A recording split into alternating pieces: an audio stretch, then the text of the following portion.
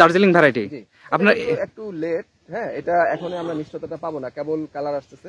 এটা ডিসেম্বরের শেষে আশা করি এটার পরিপক্কতাটা ভালো আসবে। আচ্ছা, আপনার আরো ভ্যারাইটিস গুলো আমরা দেখি, আমরা একটু বাগানটা ঘুরে ঘুরে দেখাই। এটা একটা চায়না বা রামরঙ্গন। এটা কিন্তু ম্যাচুরিটি হয়ে গেছে, এটা একটু আগাম।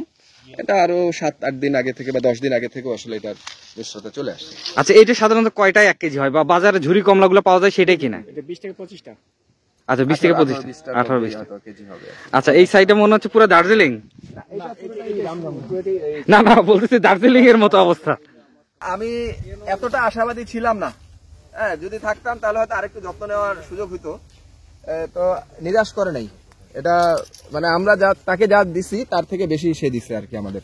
আমরা ইনশাল্লাহ আগামী বছর চেষ্টা করবো যে আরেকটু তাকে একটু যত্ন করা যায় কিনা। আমি শুধু চেষ্টায় ছিলাম যে জাতগুলো ঠিক আছে কিনা এগুলো একটু যেন যাচাই করা যায় আর কি। এই জাতটা ওই থাই টু ভ্যারাইটিটা, থাই টু। আচ্ছা, এইটা থাই টু। জি, এটাতে একটু সানবার্নের ইয়া ছিল, কিন্তু ফলটা কিন্তু নষ্ট হয়নি। আচ্ছা, সানবার্ন ছিল, শেড কি দরকার, থাই টু। আর এই পাশে আরেকটা জাত আছে, এটা আসলে পাকিস্তানি নামে সংগ্রহ করা। পাকিস্তানি নামে সংগ্রহ করা। এটা কোন জাতে বলেন? এটা পাকিস্তানি।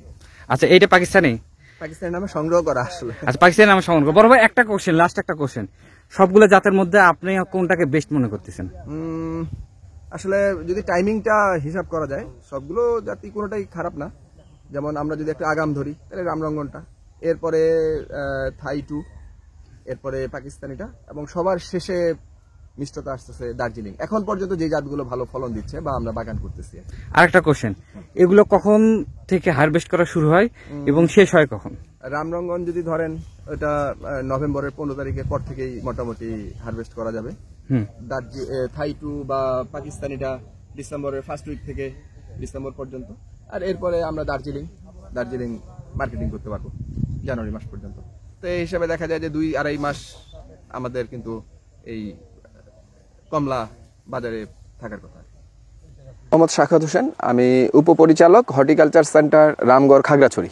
যে বর্তমানে আছে আর কি আপনার বাগানটাতে, এই বাগানটার আমার ঠিকানাটা যদি আপনি একটু শেয়ার করে দিতেন। এটা ঠাকুরগাঁও জেলার সদর উপজেলা, এটার নারগুন ইউনিয়ন, এটা 1 নম্বর ওয়ার্ড, শ্রীকৃষ্ণপুর মৌজা বলে আর কি, শ্রীকৃষ্ণপুর। এখানে এই বাগানটা অবস্থিত আর কি। দেখছেন এত বড় কমলা হয় অবাস্তব। এরা সব মাও ভাই আর প্রিন্সের কৃতিত্ব, সব আল্লাহর দেওয়া। ও মাই গড, সেই রকম হচ্ছে। এই যে দেখ জাম্বুরা, জি জাম্বুরা মতো।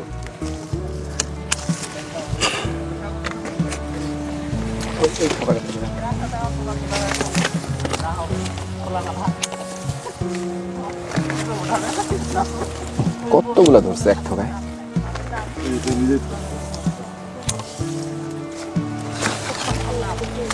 এই যে এটা একেবারে পরিপক্ক হয়ে গেছে, এই যে উপরের গুলো হয়ে গেছে। ছোট একটা দিন না, এটা 2 দিন না। হ্যাঁ,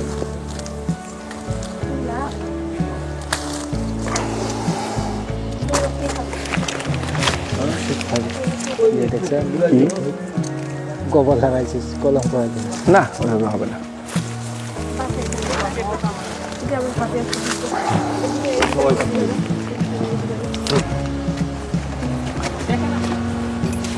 এটা থাকবে।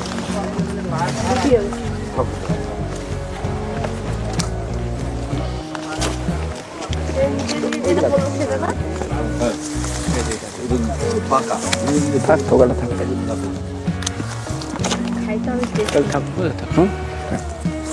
ওগুলো করে থাক। ওই উপরে 2টা দেখা যায় বড়। এটা দুটা দেখতে হ্যাঁ, এটা আসলে আল্লাহর অশেষ নিয়ামত। তুই যে এটাকে ভয় যাচ্ছিস, এই জায়গা হ্যাঁ দিচ্ছি, এটা থাক, এটা দিয়ে দিই।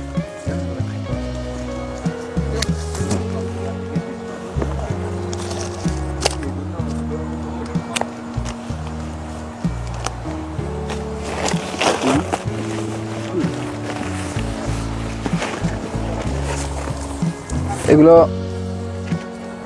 4 বছর বা 5 বছরের একটা গাছে চোখ বন্ধ করে 1 মণ 1.5 মণ, হ্যাঁ, 1 মণ করে আসবে। তোর বাসার গাছটাতে যেটাতে আছে 25 কেজি হবে, 25 কেজি মতো হবে। একই সমান বয়স। এটা যখন ডালপালা দিয়ে দেওয়া হবে তখন তো ব্যাপক। কয় কেজি হবে?